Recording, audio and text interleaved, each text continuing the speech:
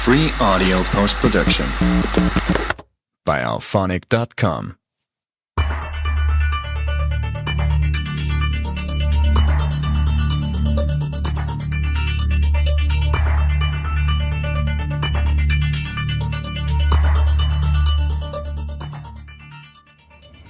Welcome to History Unleashed, where we delve deep into the lives of history's most enigmatic figures.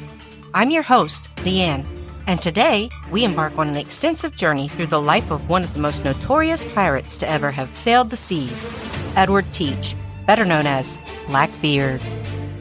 In this episode, we'll explore his mysterious origins, his rise to infamy, the numerous places he visited and called home, his personal relationships, his daring exploits, and the dramatic end that cemented his legacy. Prepare yourself for a voyage filled with rich historical details, rare insights, and the thrilling tales of Blackbeard's adventures. Let's unleash the past.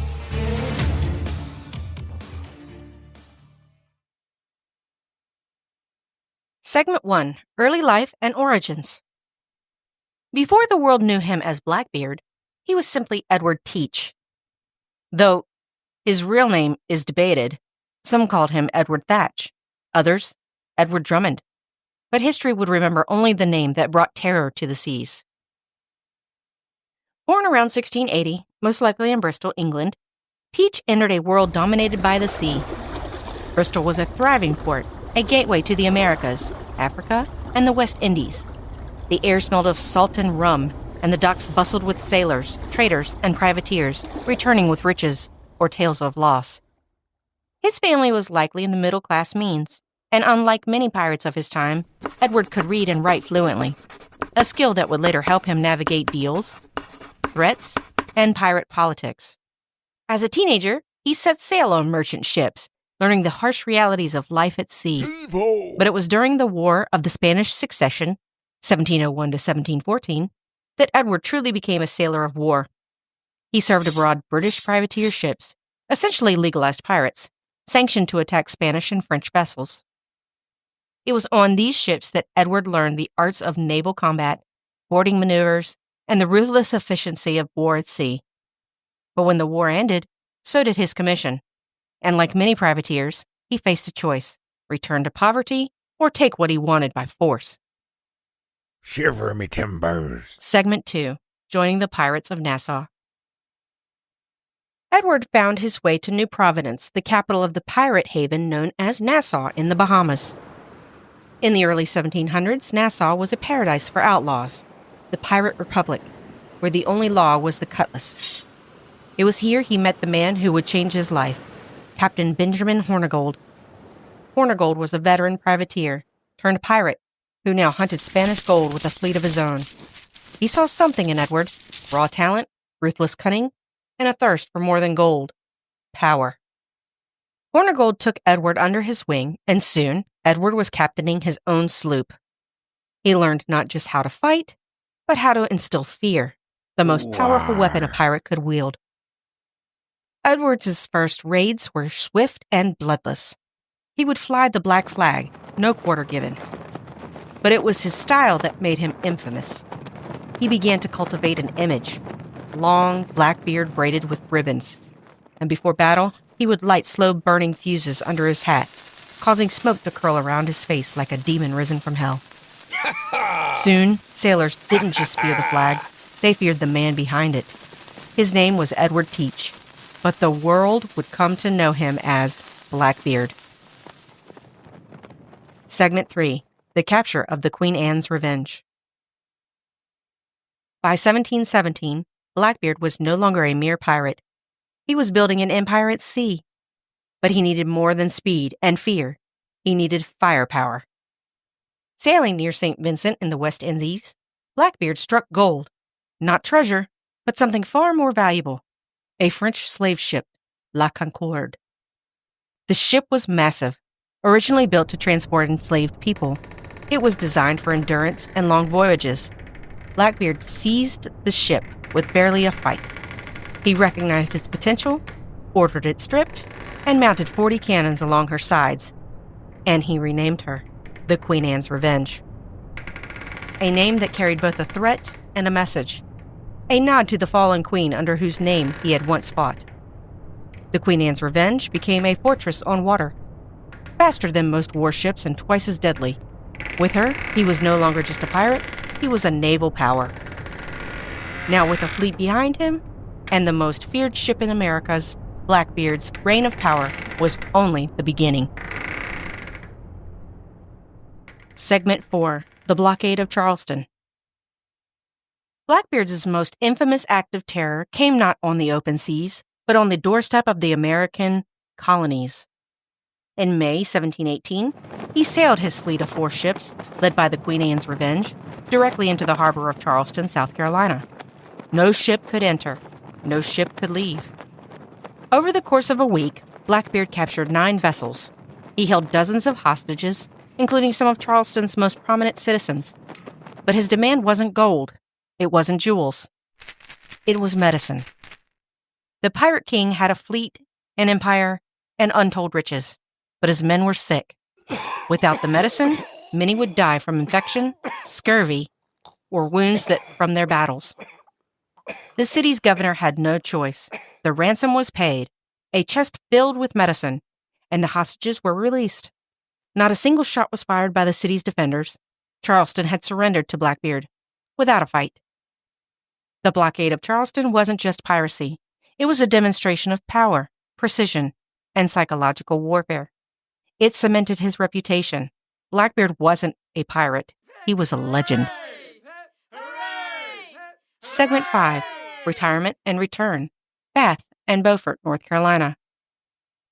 After Charleston, Blackbeard seemed to vanish. But he wasn't gone. He was simply changing the rules of the game. He sailed to Bath, North Carolina, a small port town where pirates were known to settle. There, under the protection of Governor Charles Eden, Blackbeard accepted a royal pardon, a gesture offered to pirates willing to renounce their ways. But Blackbeard didn't just retire, he evolved. He began smuggling goods and splitting profits with Governor Eden, who turned a blind eye. His ship, the Queen Anne's Revenge, had run aground near Beaufort Inlet. But his empire was more than a ship. It was fear and connections. It was in Bath that he married Mary Ormond, the daughter of a local planter. Their marriage, unusual for a man like Blackbeard, was short-lived. Some say he abandoned her while he returned to piracy. Others whisper a darker end. But Blackbeard wasn't built for peace, and soon he was back at sea, his black flag raised once more. He returned to Ocracoke Island, his secret fortress. There, he hosted pirate councils, drank rum, with captains like Charles Vane, and planned his next move. But peace had cost him something more dangerous than treasure: attention. Governor Eden's protection meant nothing to the enemies Blackbeard had made, and one in particular was coming for him: Governor Alexander Spotswood of Virginia. He didn't care about his pardons. He didn't care about the politics. He wanted Blackbeard's head, and he would have it. Segment 7. The Women of Blackbeard's Life. Much has been speculated about the women in Blackbeard's life. Pirate life was brutal and rarely romantic, but Blackbeard's name became tangled with many stories of love, betrayal, and loss. We know for certain that he married Mary Ormond, the daughter of a plantation owner in Bath, North Carolina. It was a legal marriage, officiated by none other than Governor Charles Eden himself. But Mary's fate after Blackbeard's return to piracy remains a mystery. Some say she was abandoned in Bath, while others whisper that she died under suspicious circumstances. Pirate lore claims Blackbeard had as many as 14 wives, though most of these are likely exaggerated. There are stories of him marrying women quickly and discarding them just as fast. One infamous legend tells of a woman he allegedly marooned on a small island, giving her only a pistol with one shot, either for survival or to end her suffering. Whether these tales are true or not, they fueled his image as both a lover and a monster. But Blackbeard wasn't known for harming women. His terror was reserved for his enemies, and despite his cruelty, women were drawn to his power and legend. Mary Ormond remains the only wife recorded in history, but her story is overshadowed by the storm of his final days. Segment 8. Hideouts and Homes, where Blackbeard ruled. Where did a pirate like Blackbeard rest his head? His dominion stretched far and wide, from bustling ports to hidden inlets. His first true sanctuary was the infamous Nassau Bahamas, the Pirate Republic. Here, he was among equals, pirates, smugglers, and runaways. He lived freely under the loose protection of Governor Woodus Rogers, until Rogers cracked down on piracy. But Blackbeard was more than a wanderer. He sought control. He made Ocracoke Island in North Carolina his private fortress. Isolated and treacherous to navigate, Ocracoke became his favorite lair. Here, he hosted pirate gatherings known as pirate councils, including one of the notorious pirates, Charles Vane. Ocracoke was where he felt safest and where he would fight his final battle. Then there was Bath, North Carolina, where he tried to leave piracy behind. Here, he bought a house and lived briefly as a gentleman. The people of Bath accepted him, and he forged a friendship with Governor Eden, whose protection let him smuggle goods even after his supposed retirement. But the sea always called him back. He returned to piracy raiding under the nose of the law. Wow. From the sun-baked sands of the Bahamas to the misty shores of the Carolinas, Blackbeard ruled both land and sea, and it was in these waters that his legend would end. Segment 9. Blackbeard's Treasures, What He Stole and Where It Went. Few pirates amassed treasures like Blackbeard. Treasure. He stole everything: gold, jewels, spices, silk, and rum. But unlike other pirates, he didn't hoard riches. He used them to keep his fleet and his men loyal. His most famous hauls came from merchant ships to the Caribbean and along the American coast. One of his greatest prizes was a massive cargo of sugar, cocoa, and gold coins taken from a Spanish galleon. But the real mystery? Where did Blackbeard's treasure go? Legend says he buried it somewhere along the Outer Banks of North Carolina, but none has ever been able to find it. Some say he sank treasure with his ship, while others believe he spent it as fast as he stole it.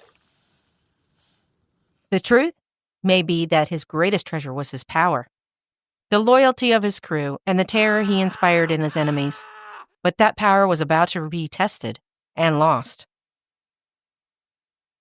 Segment 10. His enemies and battles with the British Navy. By 1718, Blackbeard had made enemies far more powerful than the ships he plundered: the British Navy and colonial governors.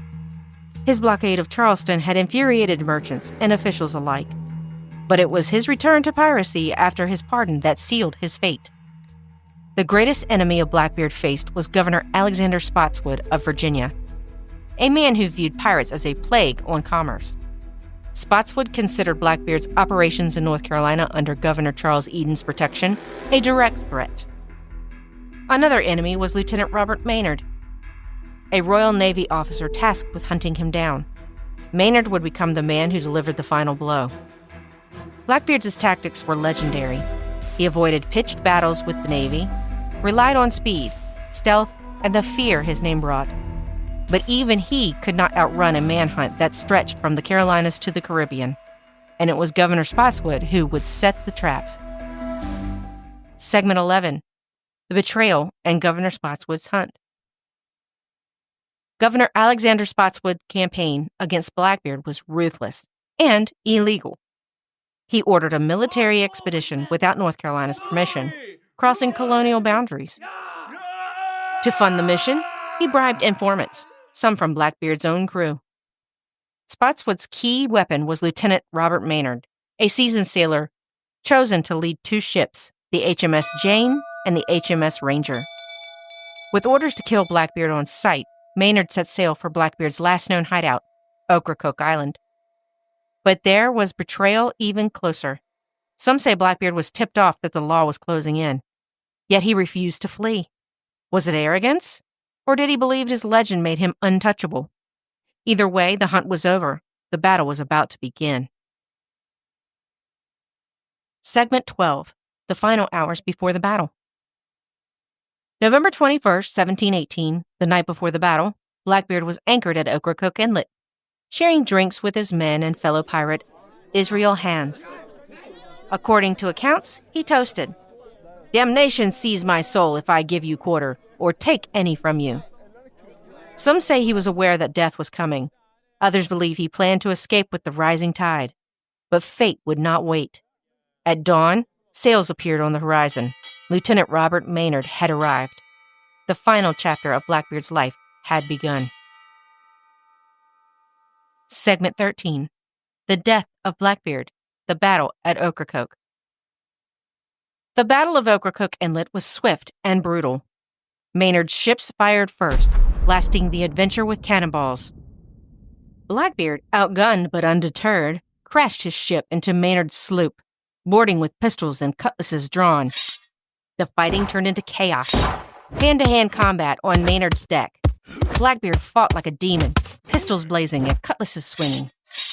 It took 5 gunshot wounds and more than 20 slashes with swords to bring him down. But even as he fell, he fought. His final act was slashing Maynard's hand with his cutlass. Ow!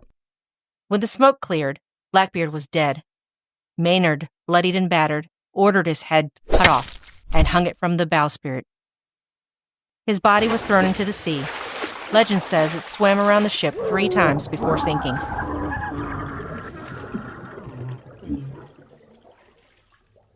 Segment 14. The Aftermath of His Death. With Blackbeard dead, the pirate empire collapsed. His crew, those who survived, were captured and hanged. Governor Spotswood celebrating the victory, though his legal raid sparked outrage from North Carolina's officials. But it was too late. Blackbeard was gone, and his legend was born. His severed head hung from a pole at Hampton River, Virginia, a grim warning to pirates. His body, somewhere beneath the waves, became one of the sea he ruled. But death was not the end of his story. Segment 15. Blackbeard's Legacy and Artifacts Today. Though Blackbeard died, his story refused to sink. For centuries, treasure hunters scoured the coast for his gold, but no treasure was ever found. In 1996, divers discovered the wreck of the Queen Anne's Revenge off the coast of Beaufort, North Carolina. Today, you can see artifacts from his ship, cannons, medical tools, and gold fragments at North Carolina's Maritime Museum. But Blackbeard's greatest legacy is his legend. He became the blueprint for pirate lore. From Robert Louis Stevenson's Treasure Island to films like Pirates of the Caribbean, his name endures, both as a monster and a man. The question remains, did Blackbeard's treasure ever exist? Or was his greatest treasure fear itself? Thank you for joining me on this journey into the life of Edward Teach, Blackbeard. His story is one of terror and treasure, of battles fought and legends born. If you enjoyed today's episode, be sure to subscribe and leave a review. You may also email us if you have any questions at historyunleashedleanne@gmail.com. That's historyunleashedleann@gmail.com. And as always, keep unleashing the past. Free audio post-production by alphonic.com.